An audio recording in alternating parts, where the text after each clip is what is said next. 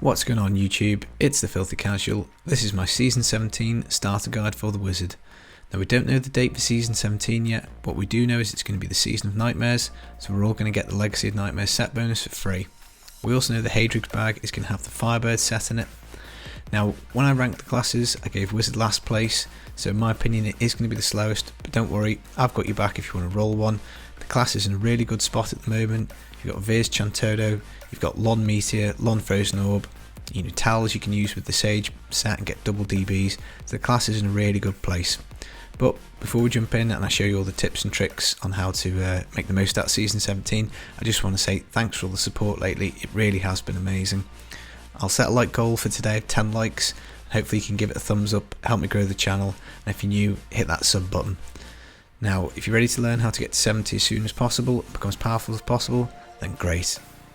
Stay a while and listen. Now this guide is really underpinned by three things. First is that I don't think the Firebird set is particularly great. If you look at the bonuses, they're not fantastic. The two-piece in particular, it isn't much use. And I think Lon, the second thing that underpins this, is going to hit very hard. So it's 750% extra damage per ancient item, so as soon as you start getting to 70 and collecting those ancient items, you will be hitting like a truck, especially if you can get some other multipliers. So that's the second thing. And the third is I'm a solo player, guys, so I do this on my own, so if you do play in groups you'll just have to adapt it a little bit, but everything should still be applicable. Now let's start with level 1 and your challenge rift bag. Now guys, you need to save your challenge rift until after the season starts, so create your seasonal character, log in, come back, do the challenge rift, get your bag, and you get all the goodies inside. Now for 265 it looks like we're going to get 35 DBs, that's up from 10, so this was on PTR, so it's not 100%. The challenge rift was disabled for the second round of PTR, so I couldn't test it a second time, but as you've seen on the screen with my Necro, I've opened a bag, I've got 35 DBs, so let's assume that we will get them because I don't see any reason why they'll take it out. Now with 35 DBs, this means we can get and craft a level 70 wand, so we'll train the blacksmith up to level 12 with the contents of the bag, go and craft a level 70 wand. You can then, if you're lucky, say a prayer to RNGs first and extract a power of anything that you get. So there are 10 wands in the loot pool, and I think 3 of them are pretty good. So choice number 1 would be the Unstable Scepter. This will buff Arcane Orb, so you get it, extract it, and you'll have that the whole way through leveling. The Wand of Woe will buff Explosive Blast, so that's choice number 2. Those two are pretty good because they're juicy multipliers and they give extra explosions, so they're really both quite nice. Then third I'd say is Fragment of Destiny. This will buff Spectral Blade, they'll make it attack quicker and give you more damage. And then after that you're kind of stepping down into what I'd class as a few mediocre options. The Starfire, you'll get up to 60% extra on lightning damage, but you'll have to be far away and you are tied to lightning, so not as good as the other 3 but still okay. And then you've got the Serpent Sparker. This will give you an extra Hydra, that's going to be pretty useful for massacre leveling, and Hydra is cool. Then you've got the Gesture of Orpheus, so you'll have a 40% reduction on slow time, so if you put that on the bar you can get some use out of it, but it's not brilliant. And then the Aether Walker, you can teleport with no cooldown, that's really nice, but it costs 25 arcane power, and early doors that's quite a big juice cost, so I'd say it's alright, but you might want to make a judgment call on whether you bother extracting that or not. The rest of the options are fairly worthless for the leveling process. Blackhand Key does absolutely nothing, there's nothing you can take in the cube, so that's last place. Chantodo's again not great because you can't really use it till 70, you can't extract it in the cube. And then the last one, this one, again it's not particularly useful. So if you've said your prayers to RNGs, you might get one of these 3, that would be absolutely baller and it's going to really help you leveling. And then if you get one of these other ones, just make sure you do the best that you can. Now before you go and chuck it in the cube, you've got to check for 2 things. First off, is it ancient? Because if it is, I'm going to recommend keeping it till level 70 because that 750% multiplier will be really big at 70. And secondly, check to see if it's rolled with level reduce requirement. And like this one, it's got 23 reduced level requirements, that's pretty sweet, so I'd probably save that to level 47. So even if you do get one of these rubbish ones, just check it. Maybe RNGesus has forgiven you, been kind, and you might get an ancient or one with level reduce requirement. In an ideal world it would be both, but you know, let's face it, we're not all that lucky. So that's what I'll be doing with my DBs in the challenge rift bag, but we're also going to get some gold and we're going to get some blood shards. So the 475 that you get, I'm going to recommend hanging on until level 33, and that's because the etch sigil opens up at this point. So this is a source and there's only 2 in the loot pool, so I'll put up a nerdy little spreadsheet on the screen now. Every time you roll for it you've got a 5% chance of hitting it. It's normally 10% for a legendary, but as it could be either that or the winter floor, it's a 5% chance. And with each roll, you know, 5%, you've got 19 spins with 475 shards, so that gives you about a 62% chance of hitting it. Now it is really useful for Legacy of Nightmares, and it'll come in very handy at level 70, plus it's great for leveling because every second you'll cast one of your arcane spenders, so it's pretty OP, and it's pretty good. Now I wouldn't roll for a mantled heal ring. That's simply because you've only got about a 37% chance of hitting that, mainly because the 50 blood shards it costs to roll a ring is pretty expensive, but you know, you can do if you want. It's obviously a huge multiplier, and again will go really well with Legacy of Nightmares when you do get to 70, but your chances are a bit lower.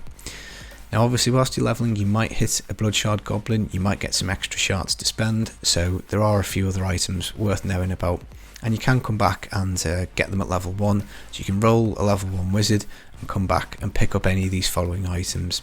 So for the helm, there's Leoric's crown, that will double the value of the gem in it, so really useful for XP leveling because your red gem will be doubled, and at level 70 it's pretty handy for CDR based builds. You can get an Ashnagar's blood braces, so they're pretty cool, they'll double your shields, again probably more important later game. A belt, gold wrappers in the level 1 loot pool for all characters, so there's 2 choices that it can drop for legendary items for level 1 wizard. I nearly always come back and get this once I've got a level 70 character, once I've found Boon of the Hoarder. The gold wrap and Boon of the Hoarder combo is just so good for toughness.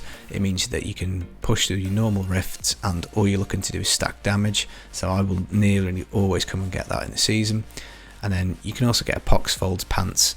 These are like stinky fart pants, and they basically just let your massacre bonus a little bit easier because you get this kind of like poison cloud effect. So, you know, I'll link D3 Planner, which is where a lot of these items, you know, can be found with the footage that I've been flicking through, and it's a pretty easy site to use, and it is pretty useful. So have a play around with that. So guys, at level 1 you can come up to the Templar and nick his javelin, so that's pretty handy. That'll give you a pretty big damage boost, much better than your rubbish wand. You can come and see this guy and buy some gear.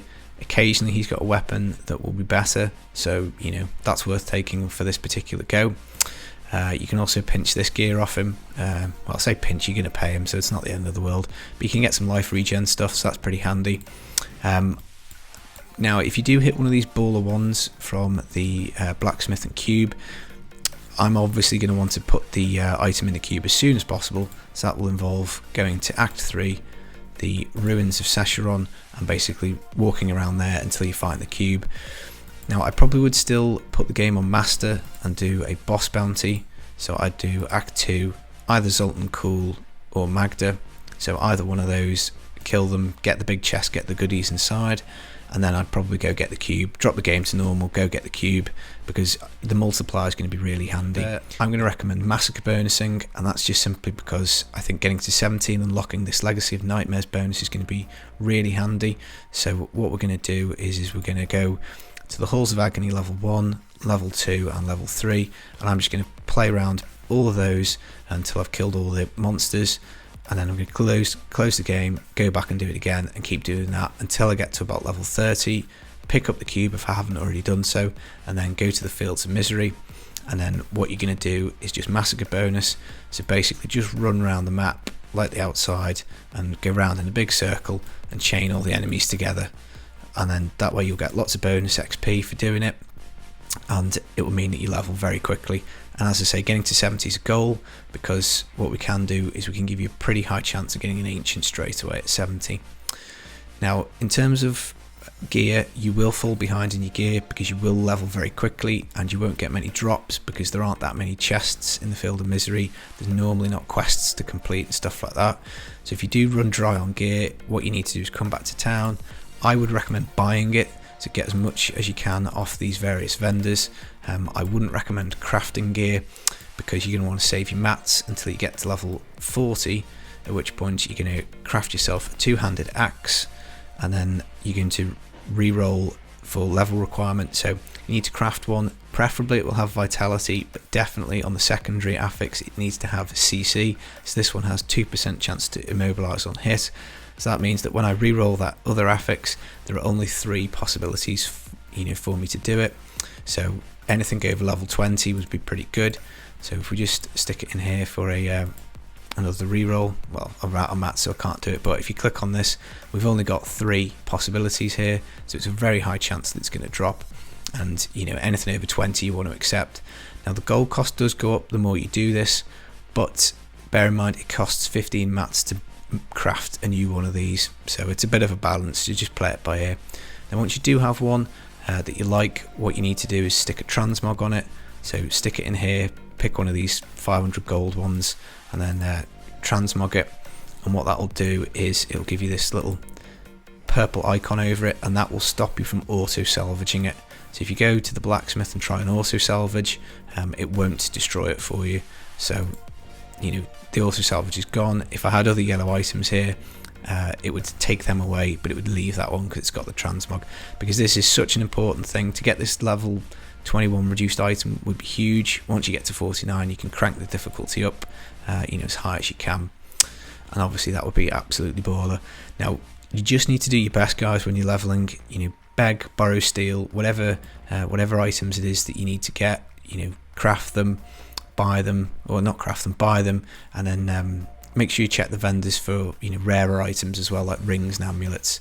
So early doors, the fence vendor down here, and there's one in every town. The trinket icon will open up and you'll be able to buy rings and amulets with plus damage. So again, come back and check very often. Now the most important thing really is going to be your weapon. So a two-handed weapon will be easiest on resource. So what I tend to do is every sort of 4 or 5 levels I'll come back and try and craft one. So this is where you will be spending your mats, and you just go to two-handed axe, and as you'll be able to see here, 16 the first one opens up, then 21, 29, 33, so on and so forth. And obviously hopefully by about this point you won't be needing them anymore, but whenever you do come back to town, just craft one and then stick it on. Sockets are great, red gems are great, red gems for your weapon, red gems for your helm. And if you do find any of the plans along the way whilst you're leveling, so canes or bournes, something like that, then that obviously would be really handy as well. It's just going to give you extra XP, so if you do get them, stick them on. But 1 to 70 hopefully won't take more than, 2 or 3 hours. If you're skilled at massacre leveling and you get the multiplier, you'll do it very quickly. And then we need to basically pick this up with a level 70 character now. So congratulations Nephilim, you've made it to level 70, and we're going to have a 70% chance of getting an ancient item pretty much straight away. So what you're going to do at level 70 is quit the game, stick it on normal, go and kill Malthiel, kick him in his nuts, and get the plan for Reaper's Wraps. You'll then teach that to the blacksmith here, and that will allow you to be able to craft that particular pair of braces. Now in your bounty bag or your challenge rift bag, you're going to get 15 bounty mats, so in theory you get 15 goes at it, but we're going to use one probably for extracting something into the cube for the weapon slot, for the armor slot, and for the jewellery, so that leaves 12. I'm going to keep one spare because I might want to switch weapon at some point, so I'm going to keep those ones free, so that'll give me pretty much 11 rolls. So if I use 4, I've got 11 left. So with 11 rolls you'll have, I think it's 68% chance. So I'll put the nerdy spreadsheet up again. Now I've gone and rolled I think 6 here, and obviously none of them have dropped ancient, but I'd have another 5 goes at it, and it's a gamble worth taking because if you do get that ancient multiplier, 750% is pretty good. Now obviously maybe you did get an ancient with your level 1 upgrade, but we'll see. Now another good tip is level 1 you can come and do a rift. If you do a level 1 rift, then you'll get the Bane of the Powerful, so that's a 20% power increase, though it does drop off a lot when the gem's not leveled, but it's still worth taking the time to do. After that I would probably just be trying to focus on finding wands, so I'd be upgrading wands in the cube. I'm looking to hit either the Wand of Woe or the Unstable Scepter, again just because the multipliers on them are both pretty juicy.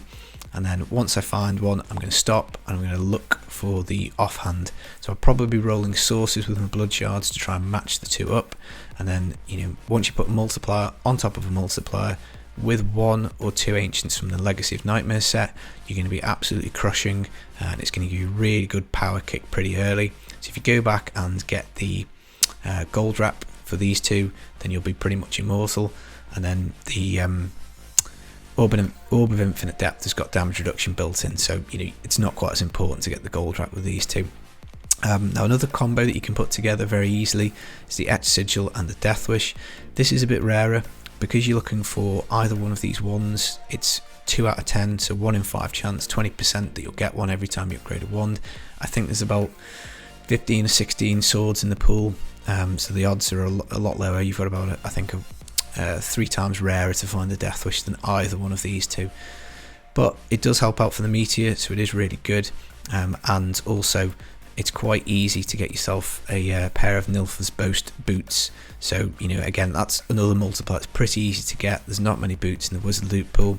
It's a 900% or 600% multiplier, whichever your meteor hits, is pretty good, in particular if you pair it with these two as well. So that's pretty much it, guys. You can either gear into Frozen Orb Legacy of Nightmares, an Explosive Blast Legacy of Nightmares, or maybe even a Meteor LOM build.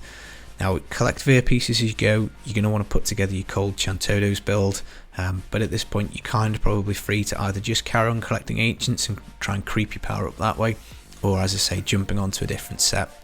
Now, one of the good items or good pieces of news I think is that because you haven't used your Hadrig's bag, it means that if you want to roll another character, you're free to do so.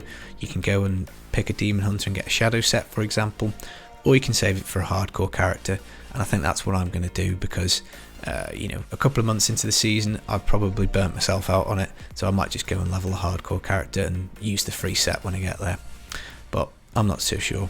I'll see. So guys, I hope you find this useful. A like has always been appreciated, always will be appreciated. I wish you all the best for season 17. I've been the Filthy Casual. May RNGesus be kind to your soul, and I will see you in the next video. Peace.